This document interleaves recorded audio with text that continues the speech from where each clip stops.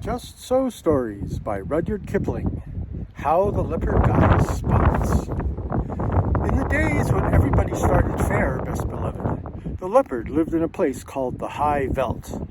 Remember, it wasn't the Low Veld, or the Bush Veld, or the Sour Veld, but the exclusively bare, hot, shiny High Veld, where there was sand and sandy-colored rock and exclusively tufts of sandy, yellowish grass. The giraffe and the zebra and the eland and the kudu and their hartebeest lived there, and they were exclusively sandy, yellow-brownish all over. But the leopard, he was the exclusivist, sandiest, yellowish, brownest of them all, a grayish, yellowish, caddy-shaped kind of beast, and he matched the exclusively yellowish, grayish, brownish color of the high veld to one hair.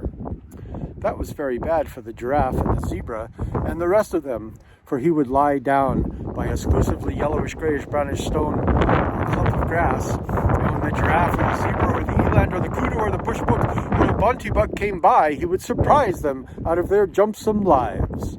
He would indeed. And also, there was an Ethiopian with bows and arrows, exclusively grayish, brownish, yellowish man he was then, who lived on the high veld with the leopard, and the two used to hunt together. The Ethiopian with his bows and arrows, and the leopard exclusively with his claws, the giraffe and the eland and the kudu and the kurukaga and all the rest of them know which way to jump this morning. They didn't indeed. After a long time, things lived for ever so long in those days, they learned to avoid anything that looked like a leopard or an Ethiopian, and bit by bit the giraffe began it because his legs were the longest. They went away from the high veld. They scuttled for days and days and days till they came to a great forest, exclusively full of trees and bushes and stripy, speckly, patchy, blotchy shadows, and there they hid. And after another long time, what with standing half in the shade and half out of it, and what with the slippery, slidey shadows of the trees falling on them, the giraffe grew blotchy, and the zebra grew stripy, and the eland and the kudu grew darker, with little wavy gray lines on their backs like bark on a tree trunk. And so, though you could hear them and smell them, you could very seldom see them, and then only when you knew precisely where to look. They had a beautiful time in the exclusively speckly shadows of the trees, while the leopard and the Ethiopian ran about over the exclusively grayish, yellowish, reddish high veld outside, wondering where all their breakfasts and their dinners and their teas had gone. At last they were so hungry that they ate rats and beetles and rock rabbits, the leopard and the Ethiopian, and then they had the big tummy ache both together. And then they met Bavian, the dog-headed barking baboon, who is quite the wisest animal in all South Africa. Said Leopard to Bavian, and it was a very hot day, "Where has all the game gone?" Said the Ethiopian to Bavian, "Can you tell me the present habitat of the aboriginal fauna?" That meant just the same thing, but the Ethiopian always had long words. He was a grown-up. And Bavian winked. He knew. "Then," said Bavian, "the game has gone into other spots, and my advice to you, leopard, is to go into other spots as soon as you can." And the Ethiopian said, "That is all very fine, but I wish to know whether the aboriginal fauna has migrated." "Then," said Bavian, "the aboriginal fauna has joined the aboriginal flora because it was high time for a change, and my advice to you, Ethiopian, is to change as soon as you can."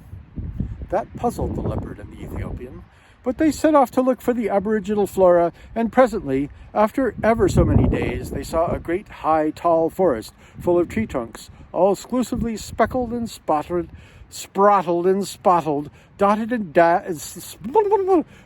splashed and slashed and hatched and cross-hatched with shadows. Say that quickly aloud, and you will see how very shadowy the forest must have been.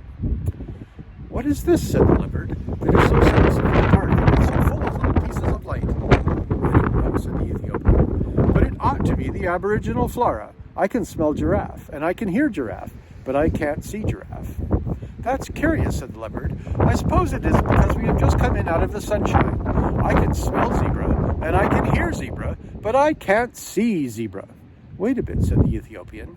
"It's a long time since we've hunted them. Perhaps we've forgotten what they were like."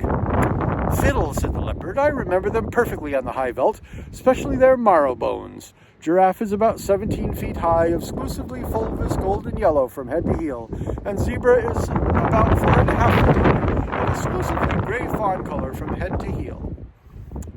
Said Ethiopian, looking into speckly woods of the aboriginal flora forest. Then they ought to show up in this dark place like ripe bananas in a smokehouse. But they didn't.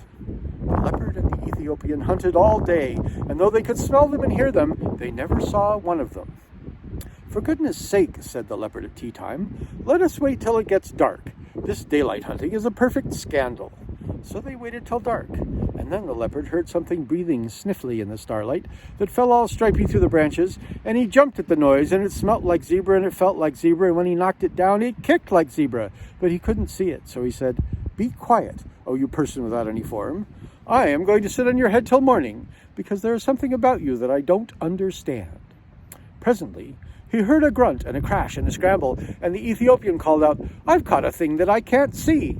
It smells like giraffe, and it kicks like giraffe, but it hasn't any form. Don't you trust it, said the leopard. Sit on its head till the morning, same as me. They haven't any form, any of them. So they sat down on them hard till bright morning time, and then leopard said, What have you at your end of the table, brother? The Ethiopian scratched his head and said, It ought to be exclusively a rich fulvous orange tawny from head to heel, and it ought to be giraffe, but it is covered all over with chestnut blotches. What have you at your end of the table, brother? And the leopard scratched his head and said, It ought to be exclusively a delicate yellowish, grayish fawn, and it ought to be zebra, but it is covered all over with black and purple stripes. What in the world have you been doing to yourself, zebra? Don't you know that if you were on the high veldt, I could see you 10 miles off? You haven't any form. Yes, said Zebra, but this isn't the high veldt. Can't you see? I can now, said the leopard, but I couldn't all yesterday. How is it done? Let us up, said the zebra. The giraffe got up, and zebra moved some tall thorn bushes where the sunlight fell all stripy. The giraffe moved off to some tallish trees where the shadows fell all blotchy. Now watch, said the giraffe. This is the way it's done. 1, 2, 3. And here's your breakfast.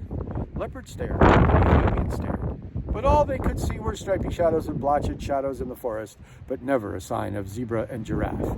They had just walked off and hidden themselves in the shadowy forest. Hi, said the Ethiopian. That's a trick worth learning. Take a lesson by it, leopard. You show up in this dark place like a bar of soap in a coal scuttle. Ho, ho, said the leopard. Would it surprise you very much to know that you show up in this dark place like a mustard plaster on a sack of coals? Well, calling names won't catch dinner, said the Ethiopian. The long and the little of it is that we don't match our backgrounds. I'm going to take Bavian's advice. He told me I ought to change, and as I've nothing to change except my skin, I'm going to change that. What to? Said Leopard, tremendously excited. To a nice working blackish-brownish color with a little purple in it and touches of slaty blue. It will be the very thing for hiding in hollows and behind trees. So he changed his skin then and there, and the leopard was more excited than ever. He had never seen a man change his skin before. But what about me, he said, when the Ethiopian had worked his last little finger into his fine new black skin. You take Bavian's advice too. He told you to go into spots. So I did, said the leopard. I went into other spots as fast as I could. I went into this spot with you, and a lot of good it has done me. Oh, said the Ethiopian, Bavian didn't mean spots in South Africa. He meant spots on your skin. What's the use of that, said the leopard. Think of giraffe, said the Ethiopian, or if you prefer stripes, think of zebra. They find their spots and stripes give them perfect satisfaction. Said the leopard, I wouldn't look like zebra, not for ever so. Well, make up your mind, said the Ethiopian, because I'd hate to go hunting without you, but I must if you insist on looking like a sunflower against a tarred fence. I'll take spots then, said the leopard, but don't make them too vulgar big. I wouldn't look like giraffe, not for ever so.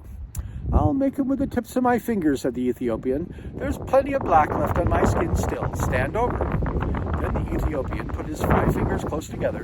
There was plenty of black left on his new skin still, and pressed them all over the leopard, and wherever the 5 fingers touched, they left 5 little black marks all close together. You can see them on any leopard skin like this. Sometimes the fingers slipped and the marks got a little blurred, but if you look closely at any leopard now, you will see that fat, black fingertips. Now you are a beauty, said the Ethiopian.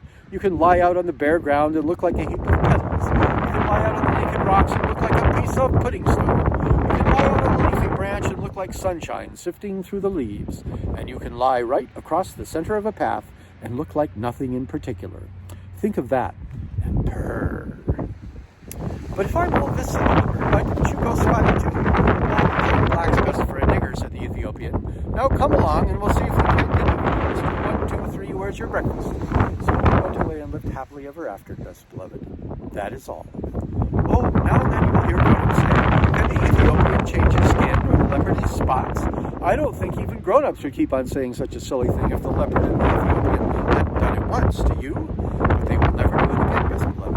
They are quite contented as they are. I am the most wise Bobby, and staying in most wise tones. Let us melt into the landscape just as two wild bones. People have come in a carriage calling, but Mummy is there. Yes, I can go if you take me. Nurse says she don't care. Let's go up to the pigsties and sit on the farmyard rails. Let's say things to the bunnies and watch them skitter their tails. Let's own anything, Daddy, so long as it's you and me, and going truly exploring and not being in till tea. Here's your boots, I've brought 'em, and here's your cap and stip, and here's your pipe and tobacco. Oh, come along, out of it, quick. And we'll see if we can see the